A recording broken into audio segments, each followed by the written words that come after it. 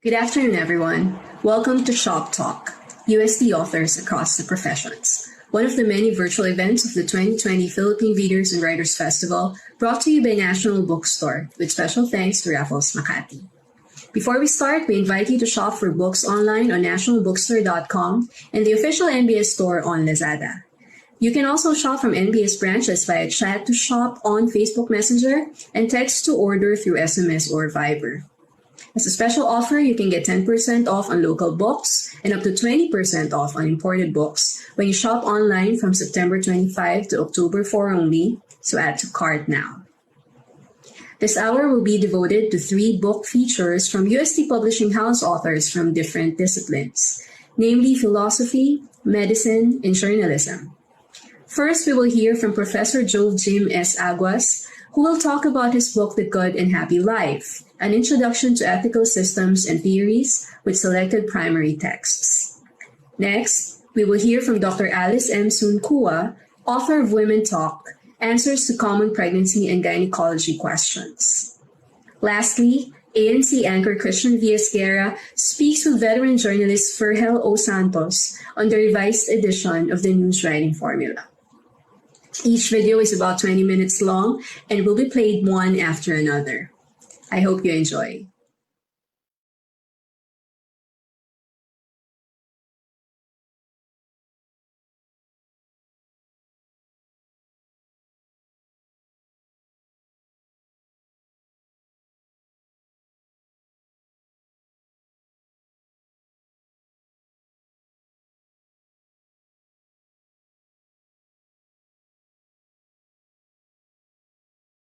Good evening, Doc Aguas. We are here to interview you about your book entitled "The Good and Happy Life: An Introduction to Ethical Systems," and is known as one of the best primers for the ethics course, especially for philosophy students in the universities. So we would like to know more about this book and the process that you the effort that you did behind it. So the first question would be, why do you think people have long since struggled with the questions of goodness and happiness? I think one of the fundamental concerns of human beings is to find happiness, how to be happy in their lives. That's one basic, shall we say, goal in life of, I think, every human individual. But the problem is how to understand this notion of happiness. What is really happiness? And aside from the fact that it's quite difficult to understand what happiness is, it's also quite difficult to know how to be happy. Because of course, we can only understand the how when we understand the what. And people, although they want to be happy, they cannot quite understand what is this happiness that they are looking for. What is happiness? I want to be happy, but what will give me happiness? And I think that's one of the basic struggles. What will make us happy? Because in the very first place, we cannot fully understand what really happiness is. When we look for specific answers from the philosophers about what is happiness, they will give us different answers. And they will equate happiness, for example, with convenience. To be happy is to be, to live conveniently or to live comfortably. Or happiness would be being fulfilled in one's life. And then when you ask the question, what is this fulfillment? Then they will give us different answers. So the concept itself of happiness is quite complicated. Philosophers give us different answers. And sometimes it's up to us how to interpret or how to apply those concepts in our lives. And then when you ask how to be happy, well, how to be happy will depend on what you understand by happiness. And then, of course, another concept that is very important is the good life. What is good? And again, we struggle in understanding what is the meaning of the good life, or what is the good life and how to attain the good life. And again, many different philosophers or different philosophical systems will give us their own conceptions of the good life or how to be good. So there's no uniform answer to the question, what is the good life? That's why in my book, I discuss the different theories or the different systems.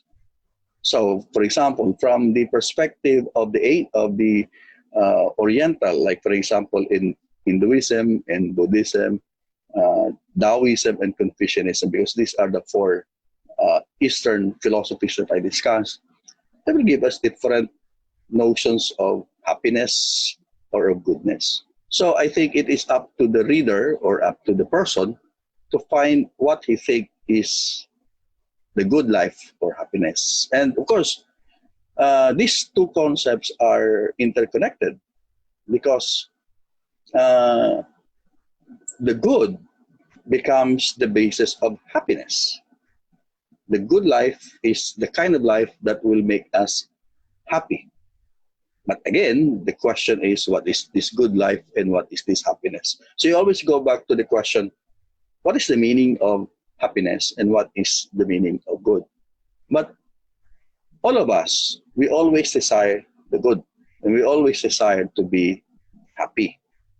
And the book that I wrote does not really give one specific uniform answer to this question. That's why it becomes a sort of a survey, a historical survey, or a thematic discussion of the different concepts of, or the different understanding or interpretations of happiness and goodness or the good life. But the point is always, we should aspire, we should, be motivated to attain this kind of this happiness or the good life, because ultimately happiness boils to living the good life. I don't think that people really struggle with the concept. The struggle is what kind of philosophy, what kind of system to follow. Of course, ordinary people, they are not aware of the system or the philosophies because they have their own understanding. But when you try to question yourself, am I doing the right thing? Is this really happiness? Will this lead me to a fulfilling life, to a good life? Because you always struggle with sometimes conceptualizing what is happiness and what is good. For your second question, how does your book discuss the ethical considerations when one talks about happiness? Okay. I used to approaches in discussing all these concepts about the ethical considerations of happiness. So first, I discuss the different themes, thematic, and then I go historical. And by historical, I trace. It's not really some kind of a trace how the concepts evolve, but historically, what did the ancient philosophers, for example, say about happiness, and then some representatives of the medieval, some representatives of the modern period, and then the contemporary. So practically that's what I did. But in order to explain more about the ethical consideration of happiness, what I did was to relate these concepts to real life situations. Okay. So it's not just discussing about the concepts or the theories, but how these concepts or theories, for example, specific notions of happiness apply to real life. But of course, the book is not really, in order, because the book serves as a kind of a guide to students of philosophy, to teachers of philosophy, that at least they have a basic grasp. I mean, some basic discussion of the concepts, but as to the articulation, as to the explication of these concepts, I think it's up to the professor or teacher who will teach the subject to provide more concrete examples of the concept. But I provided some some applications to real life of this concepts. Next question po, sir. The third one. Since you took a thematic and historical approach in your book, how does the dominant concept of goodness change throughout the generations? Well, if we mean by change as to does it change in the sense that does it improve? Is there a kind of a progressive articulation or progressive understanding, a better understanding of these concepts? Like, for example, if the ancient understood happiness or goodness this way, then by change, if we mean that there is a better understanding of all these concepts, it does not work that way. Because we cannot say that the understanding of Aristotle, for example, of happiness with eudaimonia is a better understanding, or is a lesser, okay, lesser in terms of the quality of the expression of the concept in relation to modern or contemporary interpretations of this concept. It does not work that way because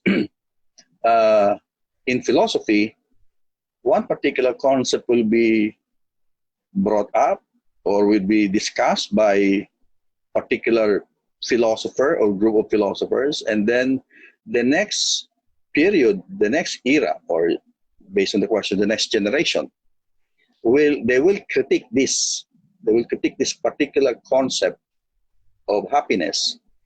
But the critique could either be it could be a kind of a negation of this concept, let's say. That's not the right interpretation of this concept. But a critique or a negation is not always a better interpretation. No, when for example, you try to criticize or what do you call this, or say negate or deny the claims of this particular philosopher, it does not mean that the antithesis is better than the thesis. See, so it does not work that way. The change is not to say that this concept is a better concept than the other in philosophy, because in fact sometimes the old concept may actually be better than the new ones, because maybe because there's a better articulation of this concept than in the previous, or sometimes that this particular concept is conceived within this particular context or parameters, or within this particular era within their concern, as compared to the other period.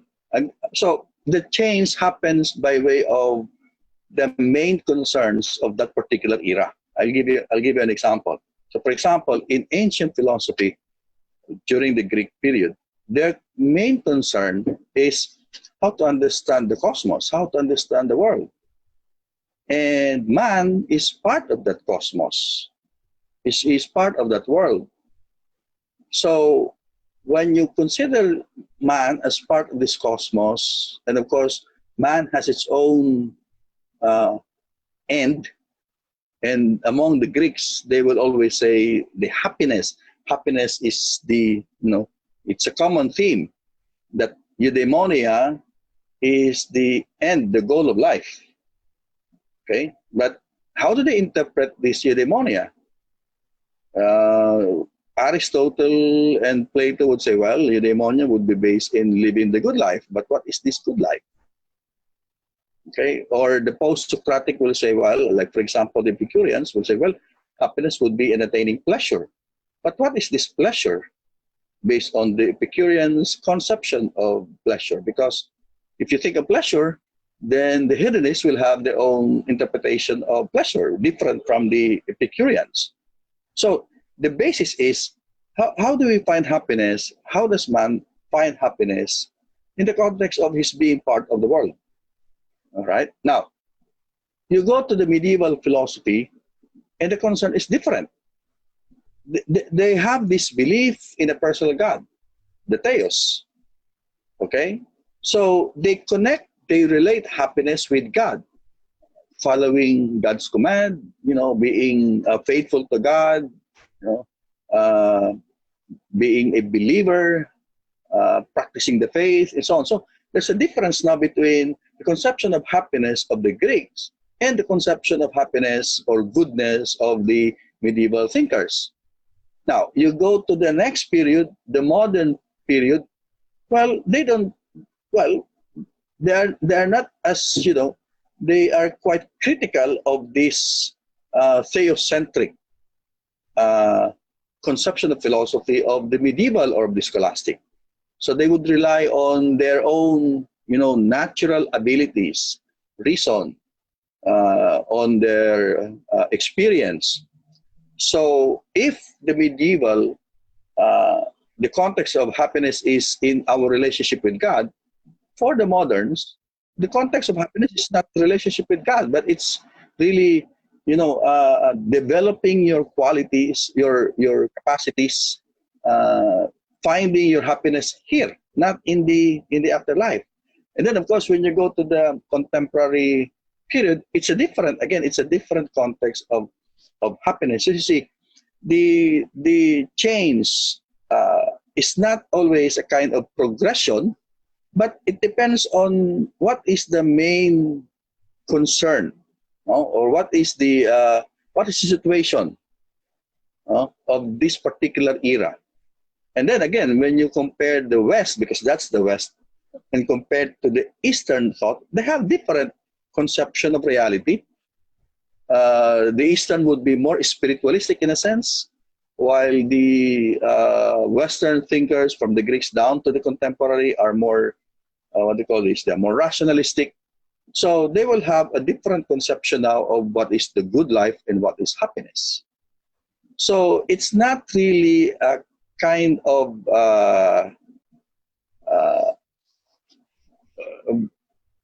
progression, no. It depends on the first. It depends on the mindset. It depends on the worldview of people, and it depends on what is the main concern of this particular era. So that's where the changes in the conception of happiness and goodness is based. I think one very important, one key to happiness is to be content with anything. I mean, you be content with the system, you be content with this concept, you follow it until you reach what it promises. So once again, thank you, Doc Aguas, for clarifying the profound questions surrounding your book and the good and happy life which every person seeks to attain. Okay, thank you very much also.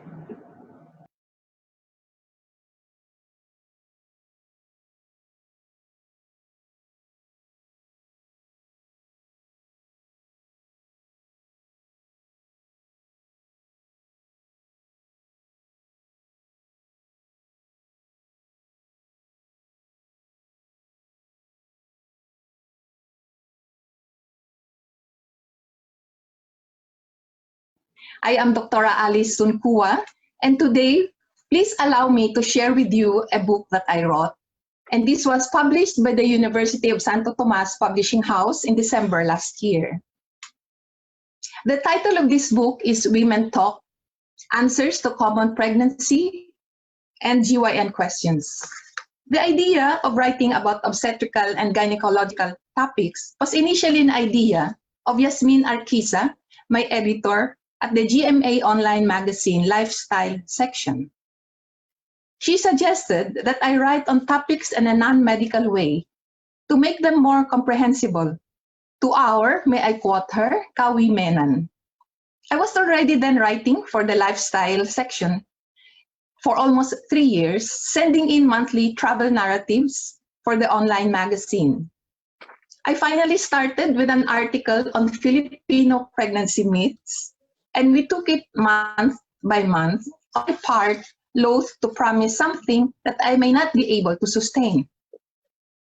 Much to our surprise, the monthly OBGYN articles many times garnered more than 1,000 likes on social media, hundreds of shares, and according to Yasmin, some articles even became trending. This became the impetus for continuing to write the articles for more than 3 years until such time when I felt that there were enough articles for a book. So I gathered the articles, looked through them carefully to revise, edit, and most importantly, to update. The book is divided into obstetrical topics like normal pregnancy, labor and delivery, and abnormal pregnancy, and gynecological subjects, among them menstruation, ovarian cysts, myoma, and menopause. There are 22 chapters, and each one opens with a clinical scenario about a patient.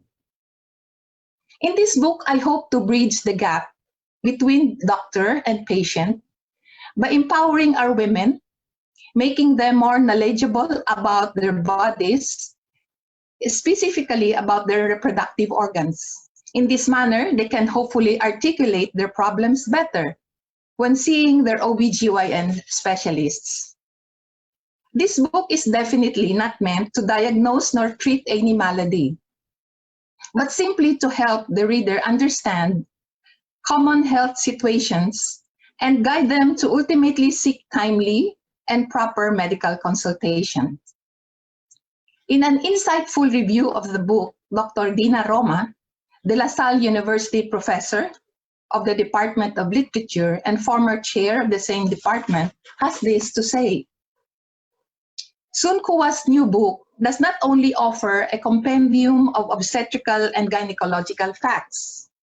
Each chapter represents key physiological stages that mark vital changes in a woman's life: menstruation, pregnancy, abnormal pregnancy, birthing, myoma, menopause, cancer, hysterectomy, and the thereafter.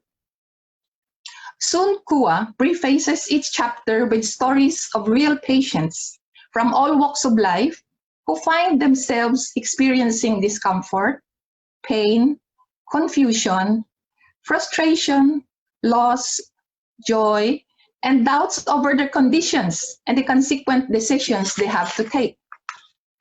A woman broke her bag of waters while in a supermarket.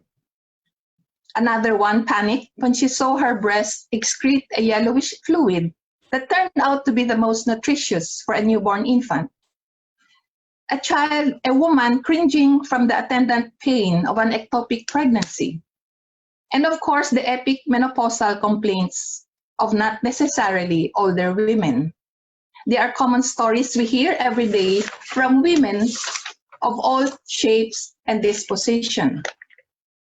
The stories are so common, in fact, that listeners often end up discrediting the seriousness of their condition. Roma further says, the author does a good service to us women and men as well by treating these stories not as mere myths or anecdotes that spice up a morning in the workplace. In Women Talk, medical conditions are explained succinctly. Symptoms are described clearly, and options are given. And like any true healer, Sun Kua allows for the hope to emerge despite irreversible results, to remind us that we have to make the best of the life bestowed on us. Dr. Rosendo Roque, active OBGYN specialist and past president of the Philippine OBGYN Society, says, this book answers the need for a source of information for women who want to know and understand more about what is going on in their bodies. Dr. Elisa Chu, Governor for PMA, Rizal Region, Chair of the Department of OBGYN at San Juan de Dios Hospital, says, I am happy that finally we have a book on OBGYN issues written by a Filipino doctor that also has our local Philippine setting in mind. Avoiding medical jargon and too scientific terminologies, Dr. Sun Kua writes simply and clearly about what concerns women, whether it is about ectopic pregnancy, dysmenorrhea, menopause, or even Filipino pregnancy myths. As of last week, a good friend, Jan Teodoro, offered to translate the book into Filipino, and this will certainly increase its readership. Allow me to thank the National Bookstore for sponsoring this Philippine Readers and Writers Festival, the UST Publishing House and its director, Professor Ailil Alvarez, for its generosity throughout the years. Thank you. So let's just proceed with a few questions about the book. So we also want to give the viewers of the PRWF a bit of a taste of what they can find in the book. What bodily struggles of Filipino women do you think the medical field commonly overlook? In your opinion, what would... Most of the time, Filipino women are afraid or sometimes are ashamed to speak about their bodies. So it helps that they know or they educate themselves about their reproductive organs, for example, and it's not shameful to speak about their vagina, about their uterus, and most doctors now, especially the young ones, are also conscious of this.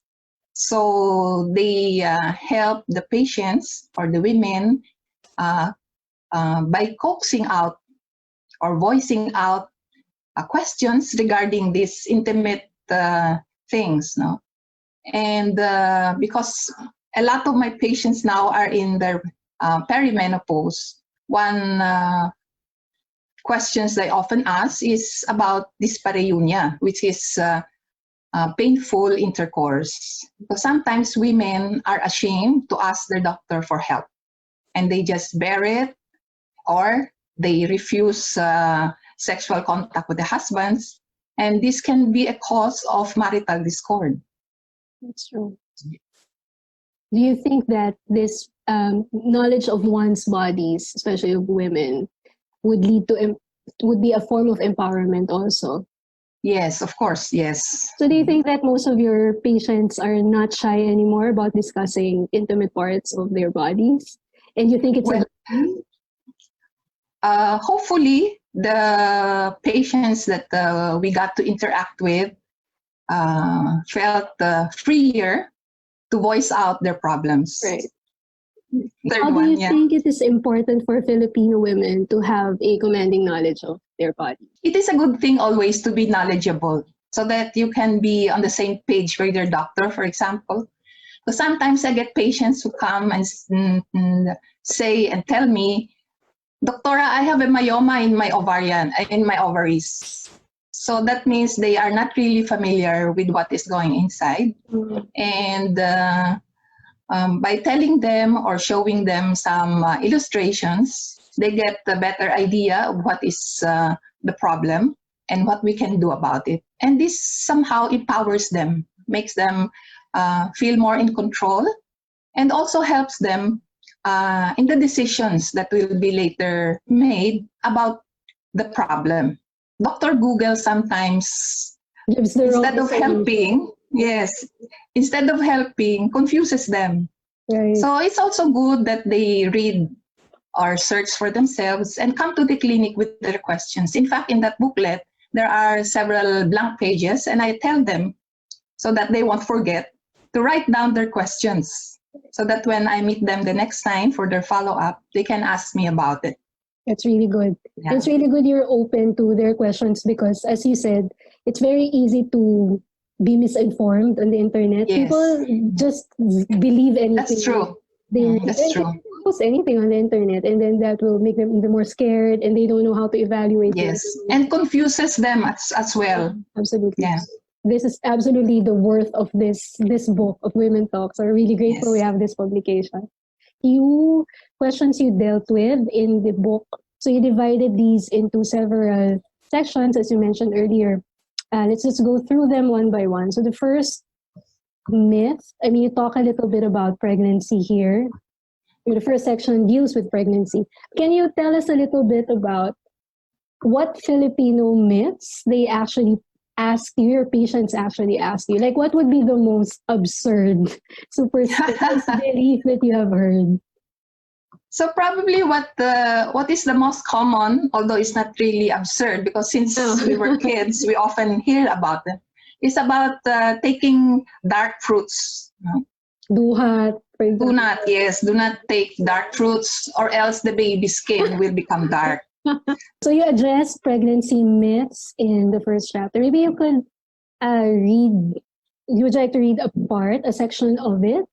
For Filipinos who seem to be obsessed with having fair skin, the fear of having a dark baby gave my patient, the one who was mentioned at the start of the chapter, gave my patient pause from partaking of our favorite grapes, which were dark.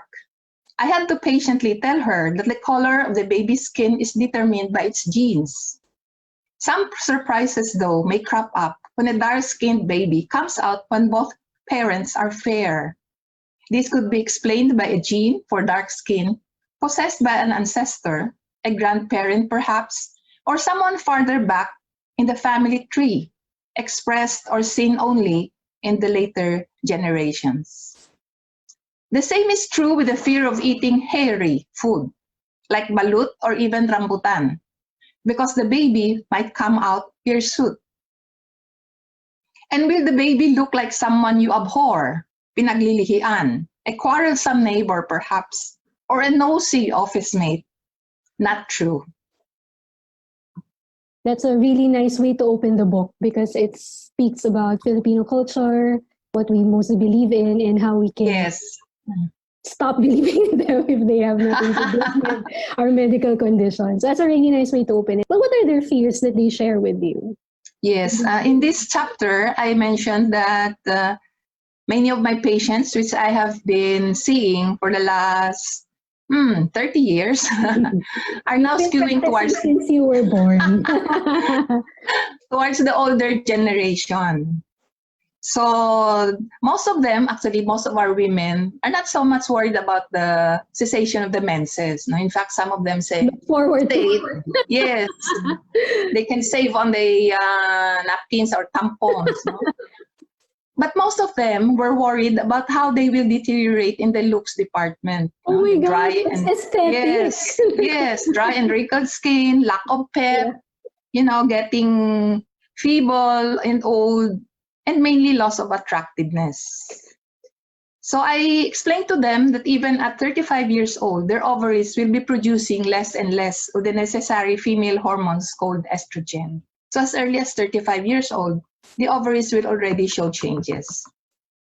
This is in the usual normal women, because there are also early ovarian failures in younger women. Oh, no. There is this transition period, a very gradual change until the mid-40s, and then the menses stop at around 48 years old, which is the mean age of menopause for Filipino women, which we found in a previous study that we did in our book that was published 2009, the transition.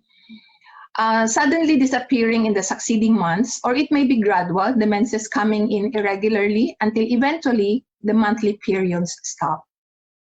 When the woman has not had her period for 12 months or more, we can say that she's already in menopause. So we have to wait for 12 months continuously without menses, so we can safely say that she is already in menopause.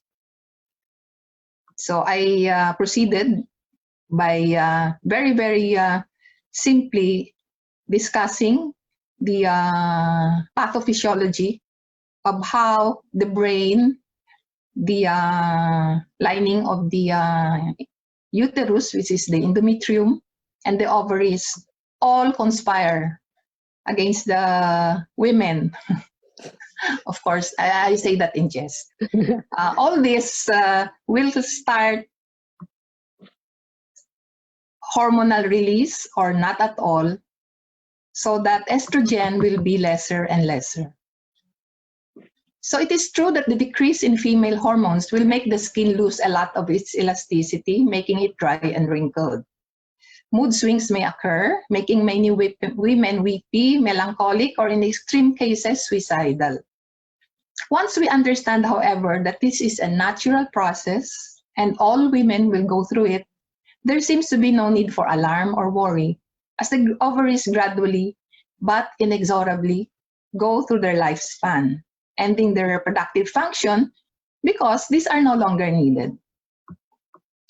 Then I also mentioned about hormone replacement therapy, because the few years back, about 20 years ago, there was a favorite slogan, no, Forever Young, where doctors gave estrogen right and left because we didn't know the effects. You opened with a very interesting case from a patient. You mentioned in your book that she's from Negros Occidental, and then she came to the clinic for a checkup. Oh, yes. And she's been married 7 years. And, maybe we can hear the story from you. Well, ghost pregnancies, which we call pseudocyesis, no, in obstetrics, means usually happens when the patient is really so desirable of getting pregnant. So I had may I quote from the book? Yes. I had a 37-year-old patient, a housewife from Negros Occidental, who came to the clinic for a prenatal checkup. History revealed that she has been married for 7 years to a 40-year-old college professor. They had been trying to have a child and enrolled in fertility workups with several doctors without success. For the past few months, in-laws had been putting pressure on her to have a child, especially because her husband is the only son in the family. Suddenly, my patient missed 2 menstrual periods, although her menses had never been regular.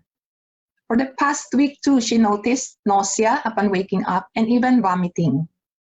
With this, her dresses and pants seemed to have gotten tighter and her abdomen bigger. She felt that this was it, the longed-for baby. She felt that a pregnancy test at home was no longer necessary and instead sought consultation. On pelvic examination, however, there were no changes in the consistency of her cervix, which usually becomes very soft because of the pregnancy hormones. And even with 2 months missed period, her uterus was neither soft nor enlarged. True, her abdominal fat became thicker, which made the dresses tighter. But I had to tell her the sad news. I was not convinced that she was pregnant. A pelvic ultrasound done later showed that indeed there was no pregnancy, and we had to regulate her irregular menses. Then in this chapter, I proceeded to discuss about the so-called phantom pregnancy, also called hysterical pregnancy or false pregnancy. So pseudocyesis is not a modern phenomenon. So as early as 300 BC, Hippocrates, the father of medicine, reported 12 such cases during his time. So the condition is brought about by a strong and intense wish of the woman for a child. And it triggers neurochemical changes in the brain that somehow makes her stop menstruating, gain weight, feel nausea and even vomit, feel tired easily, and in extreme cases detect fetal movements. Indeed, she mimics all the signs and symptoms of pregnancy and deludes herself that she is with child. So this is a very sad situation because the couple usually is really very eager to have a child. Yeah. What do you advise women if they, especially women, delivering the bad news, after delivering the bad news that they're a lot of them hate me. But usually they have a history of infertility or sometimes pregnancy losses. So at the moment, we have a lot of subspecialists called reproductive endocrinologists and infertility specialists. And for these women, we usually advise them to seek consult with these subspecialists because a lot of things can be done now to get women pregnant. That's great. So the earlier, the better, because the later you wait, your ovaries will also become older. No? And the quality of the eggs, they call them quality of the eggs, are not so good anymore. Okay.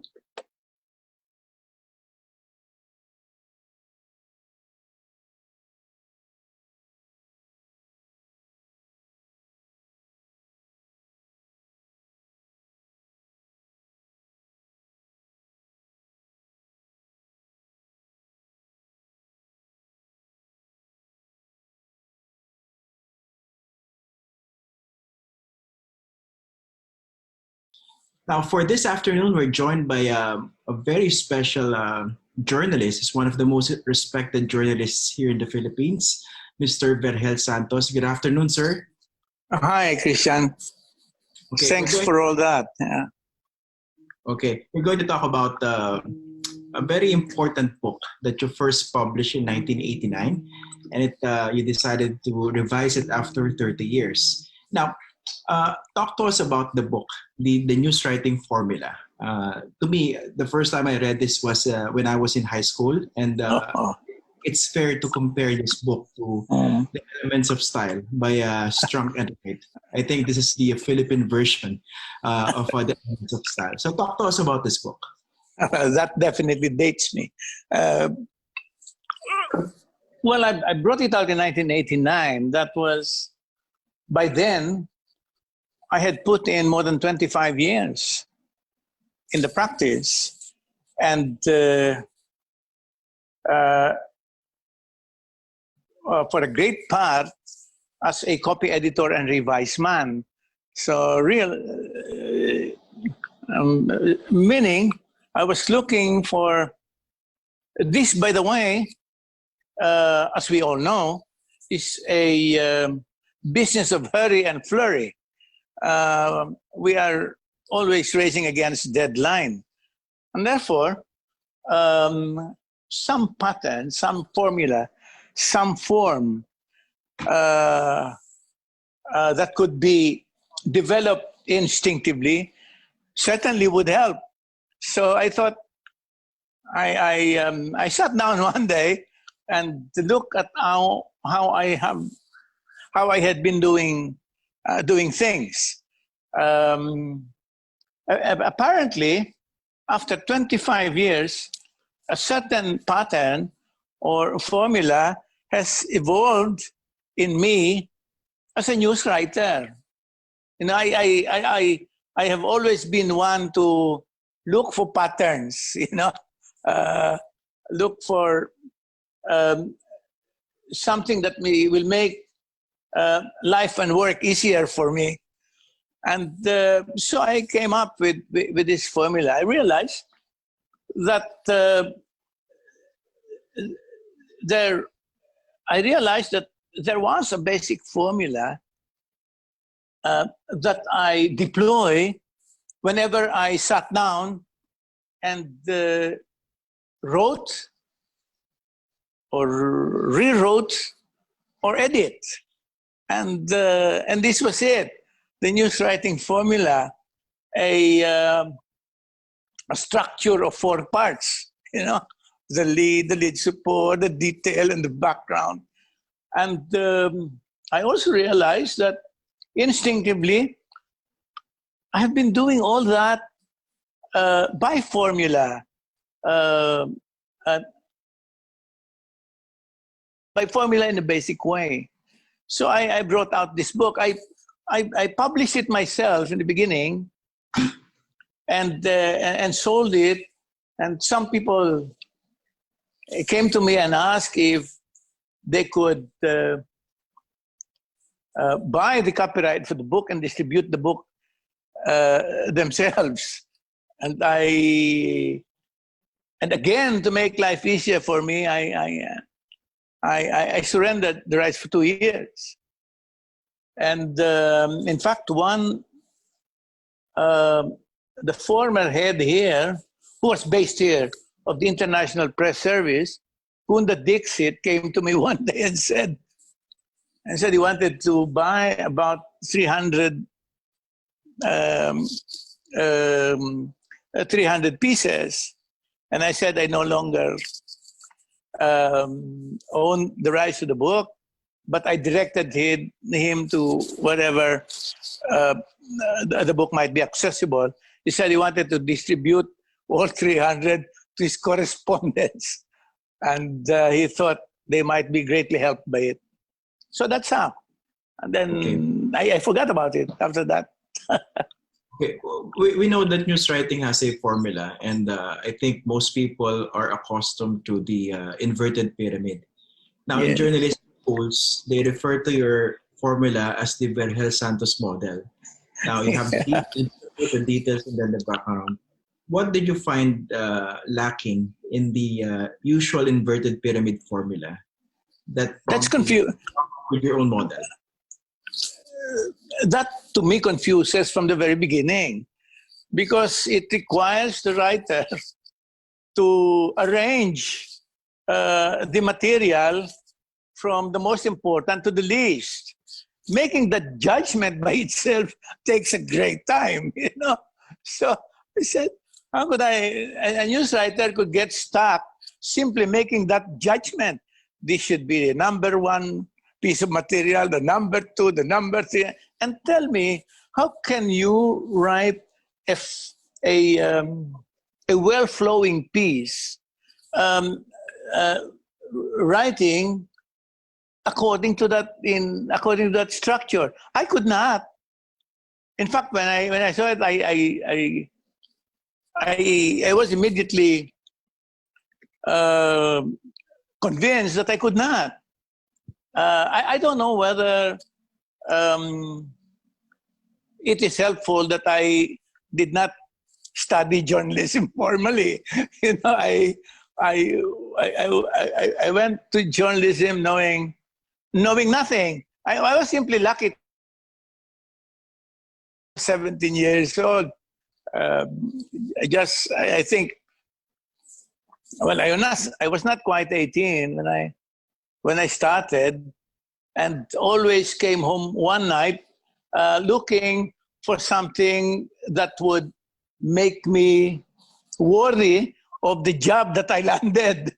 So I always look at these things very seriously. The Vergel Santos model of news writing is similar to a broadsheet, right? You have the lead support, the details, and then yes, exactly. But students ended up studying your own model, even if you said that you didn't have any formal training in journalism.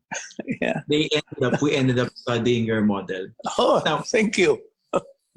do you think, given how or news writing change from the time that you first came out with this book and today, and how relevant still is this model that you formulated in 1989 in today's news reporting?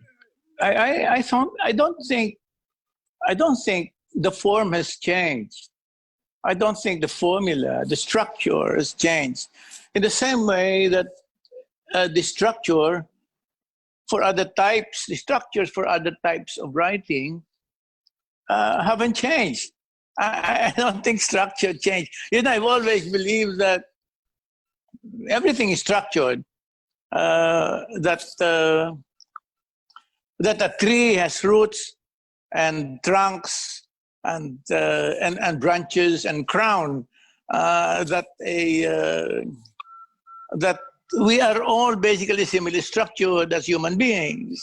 Of course, it is not always useful in certain aspects of writing because you tend to be too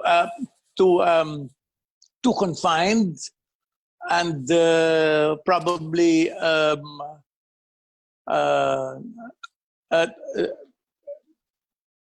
and it might make you a bit uneasy. But in the long run, it is not. In fact, I have myself realized that I could go on enough adventures within the structure that I have developed for myself as a news writer. Really, I don't think. In fact, on the contrary, the structures tend to develop in me discipline. And I thought the same discipline should be developed not only for news writers, but for other craftsmen.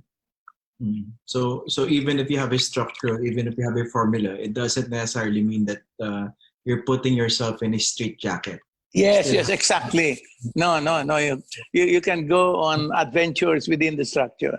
Now, why did you decide to revise the book after 30 years? I don't know, but someone came to me and asked about it one day, asking if I were not going to bring out another edition of the book. And I think I said, I think I replied that one edition was enough, because the structure in any case had not changed. But then I revisited my own book and realized definitely I could probably add, if not improve, to it. And I wanted particularly to add a particular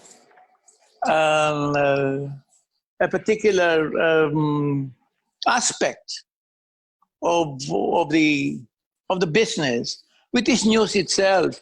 If you would look at the first edition, it did not explain news enough, you know.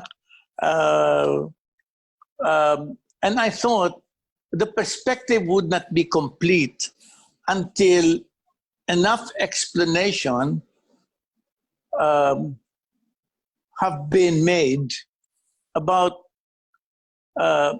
the very substance that one is supposed to put in the structure that I have developed. So I decided to add a chapter about it. I remember saying in my note in the second edition that this particular edition clarifies and expands on some points in the first edition and adds other points. And the most significant addition is a discussion of an element neglected in the first edition, the element that makes for the very reason for being of the news practice, the news itself. You know? I may have decided to keep it out, thinking that it had been written about amply and with its deserved devotion, and that my own little book, being about more form and language, did not need to touch on it. But then I became convinced somehow later that for a rounded appreciation of the news practice, it should have had a place in the book. I have decided to make up for that presumptuous neglect in this one, with the entire chapter devoted to it. So I had a chapter on news and explaining and discussing the nature of that material, of that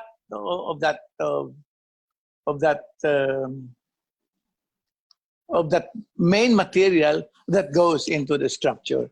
So that's the main reason.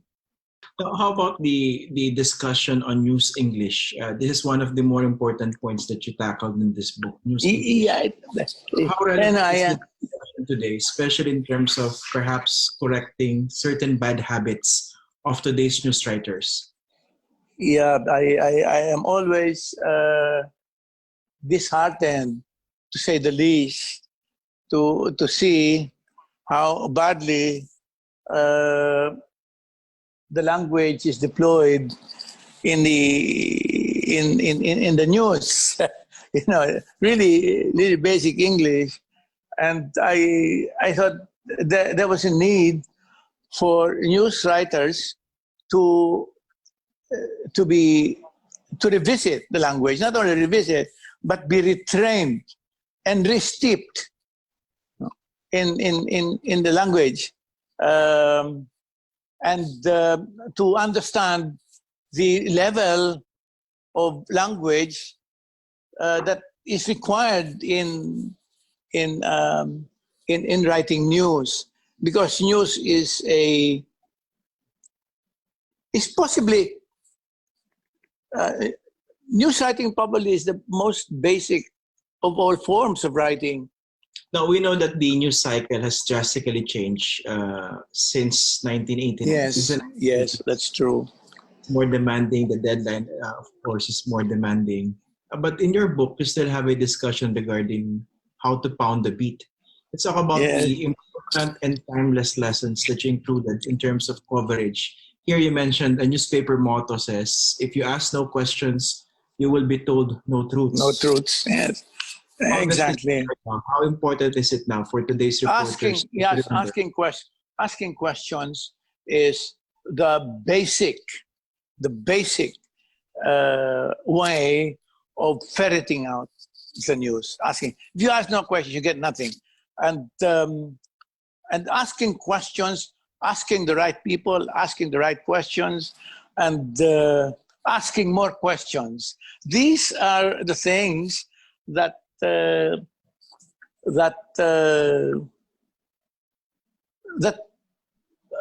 make news, if not necessarily wholly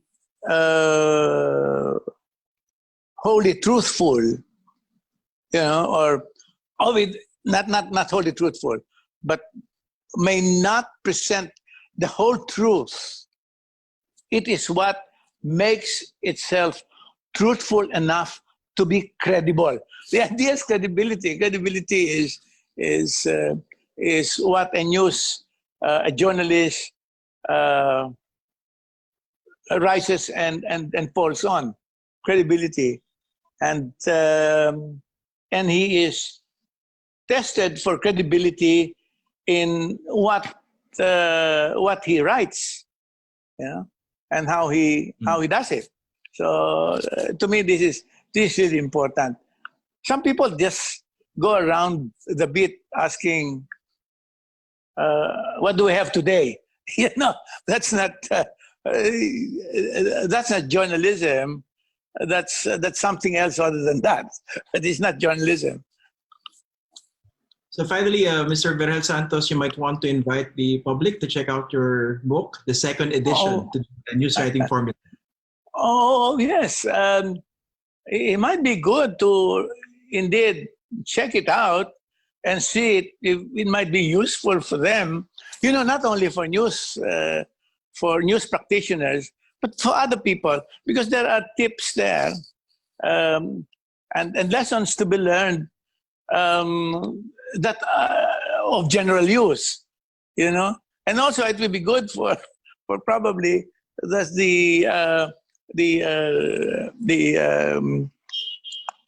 just for even audiences, news audiences, so they would have an idea of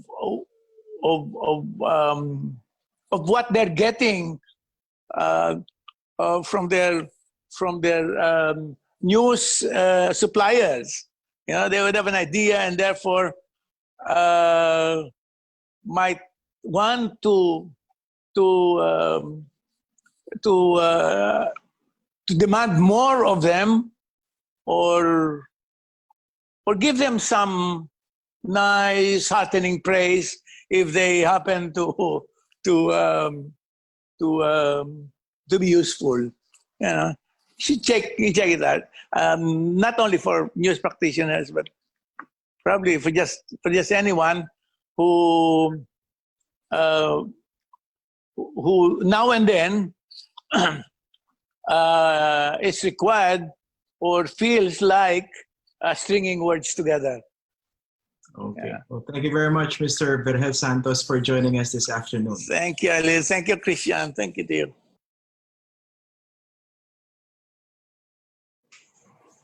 On behalf of National Bookstore and the UST Publishing House, I would like to thank all of you for joining us today. I would also like to remind you to shop for Women Talk, The Good and Happy Life, and the News Writing Formula on nationalbookstore.com and on the official NBS store in Lazada. You can get 10% off on local books and up to 20% off on imported books when you shop online from September 25 to October 4 only. So add to cart now. There are more virtual events coming up for the 2020 Philippine Readers and Writers Festival. Check out the complete lineup by visiting readersandwritersfestival.com or following National Bookstore on Facebook at NBS Alert and on Instagram at National Bookstore. I hope you have a good day.